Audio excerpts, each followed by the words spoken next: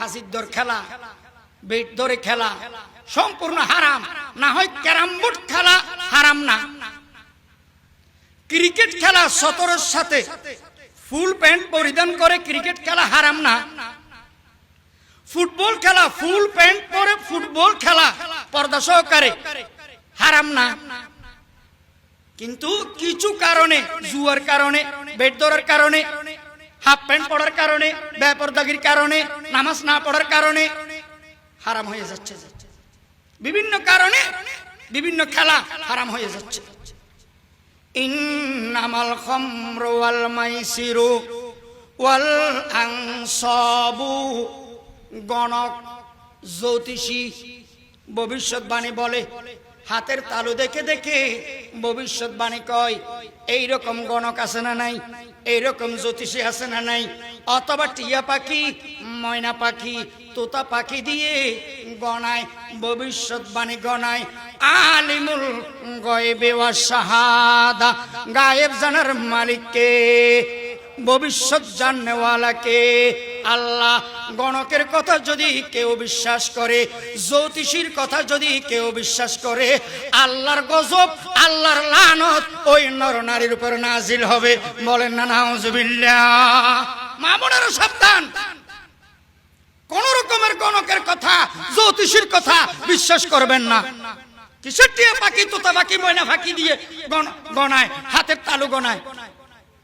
সে যদি এত ভবিষ্যৎবাণী জানে, গণকে যদি এত গায়েব জানে, তার এই অবস্থা কা? সে রাস্তায় বসে কা? ভিক্ষুক কা, ফকির কা, গরিব কা? তাহলে বুঝা গেল গায়েব জানার মালিক কে। আরো জোরে বলেন আল্লাহ। ওয়াল আজলামু, মূর্তি পূজা করা হারাম। বাঁশ পূজা, গাছ পূজা, চন্দ্র পূজা, সূর্য পূজা এগুলো সম্পূর্ণ হারাম। মূর্তি পূজা করা সম্পূর্ণ হারাম।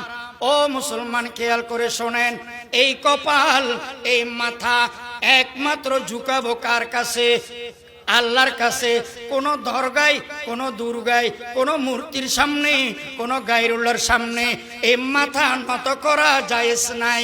ইন্নামাল খামরু ওয়াল মাইসিরু ওয়াল আনসাবু ওয়াল আজলামু রিজসুম মিন আমালিশ শাইতান, এগুলো সবগুলো হলো শয়তানের আমল। আল্লাহ তাআলা আমাদেরকে বুঝার তৌফিক দান করুন। সবাই বলেন আমিন। অন্যত্রে আল্লাহ তাআলা বলেন, ইন্নামা হাররামা আলাইকুমুল মাইতাতা। আল্লাহ তাআলা এই আয়াতের মধ্যে কয়েকটা জিনিস হারাম ঘোষণা করেছেন। এক নাম্বার, মরা খাওয়া হারাম। মরক খাওয়া হালাল, জবে করার মাধ্যমে হালাল, কিন্তু জবে ছাড়া যদি মরক মারা যায় হারাম। গরু, ছাগল, খাসি, দুম্বা, উট, বেড়া এগুলো খাওয়া হালাল। কখন হালাল? যখন বিসমিল্লাহি আল্লাহু আকবার বলে জবে করবেন। হালাল ভাবে জবে করলে এদের গোশত হালাল। আর যদি জবে ছাড়া মারা যায়, হালাল ছিল যে পশু পাখি, জবে ছাড়া মারা গেলে ওই মরা খাওয়া হারাম। এমনি হালাল ছিল পশু পাখি, কিছু হালাল ছিল, গরু, ছাগল, বেড়া, দুম্বা হালাল ছিল। জবে করার মাধ্যমে হালাল হবে, যে জবে ছাড়া যদি এমনি মরে যায় হারাম। ইন্নামা হাররামা আলাইকুমুল মাইতাতা। ও মরগের ফার্ম যাদের আছে খেয়াল করে শোনেন, কোন কারণে 100, 200, 500, 1000 মরগ মারা গেছে, খবরদার এগুলো কাউকে বিক্রি করবেন না। কোন রকমের যুক্তি চলবে না, আল্লাহর সামনে চালাকি করবেন না। মরা মরগ খাওয়া হারাম, যেহেতু এই মরগগুলো জবে ছাড়া কোনো কারণে, রোগের কারণে বা অন্য কোনো কারণে মারা গেছে। তবে একটা জিনিস মরা খাওয়া হালাল, এটা কি? মাছ। এটা কি? মাছ। শরীয়তে যেটা হারাম বলছে এটা হারাম হবে, যেটা হালাল বলছে এটা হালাল হবে। কোন যুক্তি চালাকি চলবে না। ইসলামের মধ্যে যুক্তিবিদের মূল্য নাই, আত্মাবিদের মূল্য বেশি। আত্মাবিদ হন, যুক্তিবিদ হইয়েন না। আত্মাবিদ হন, যুক্তিবিদ नहीं है। পৃথিবীর মধ্যে সবচাইতে বড় যুক্তিবিদ মিস্টার ইবলিস, সবচাইতে বড় যুক্তিবিদ। আল্লাহ যখন বলছিল আদমকে একটা সিজদা করো না, সে যুক্তি দেখার আল্লাহকে, খলাকতানি মিন নার ওয়া খলাকতাহু মিন তিন। আদম হইল মাটির তৈরি, আমি ইবলিস আগুনের তৈরি। আগুন উপরের দিকে উঠে মাটি নিচের দিকে যায়, উপর কোনোদিন নিচকে সিজদা করতে পারে না। কি যুক্তি! আচ্ছা, ইবলিসের আগে কোন ইবলিস ছিল? তো তারে কে শিখে দিল এই যুক্তি? তার আগে তো শয়তান ছিল না, শয়তানের আগে তো শয়তান ছিল না, তাহলে তার এই শয়তানি শিখে দিল কেডা? আল্লাহ তাআলা বলেন, আবা ওয়াস্তাকবার ওয়া কানা মিনাল কাফিরিন। অহংকার, গৌরব, রিয়া, কিবির তাকে এটা শিখে দিছে। তাহলে যারা অহংকার করে, গৌরব করে, রিয়া করে, তারা ইবলিসের চেয়ে বড় শয়তান। ইন্নাল্লাহা লা ইউহিব্বুল মুতাকাব্বিরিন। আল্লাহ তাআলা অহংকারীকে পছন্দ করেন না।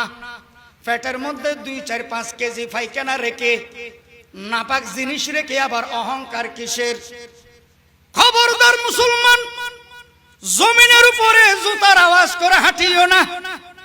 আল্লাহ তাআলা বলেন, লা তামশি ফিল আরদি মারহা। জমিনের উপরে জুতার আওয়াজ করে, অহংকার করে, রিয়া করে হাঁটিও না, হাঁটিও না। কেন কেন? উলামায়ে কেরাম বলেন, জমিনের উপরে অহংকার করে জুতার আওয়াজ করে হাঁটা নিষেধ এই কারণে যে মাটির উপরে, জমিনের উপরে সে এভাবে হাঁটতেছে, অহংকার করে হাঁটতেছে, জুতা টকটক করে আওয়াজ করে হাঁটতেছে, এই মাটিতেই, এই জমিনে তার দাফন হবে। এই জমিন থেকেই তো তোমার সৃষ্টি। অহংকার কি আবার? অহংকার কি? পেটের ভিতরে যেগুলো আছে নাপাক পায়খানা, এগুলো বের হইলে সমাজের মানুষ গন্ধে থাকতে পারে না, আবার অহংকার।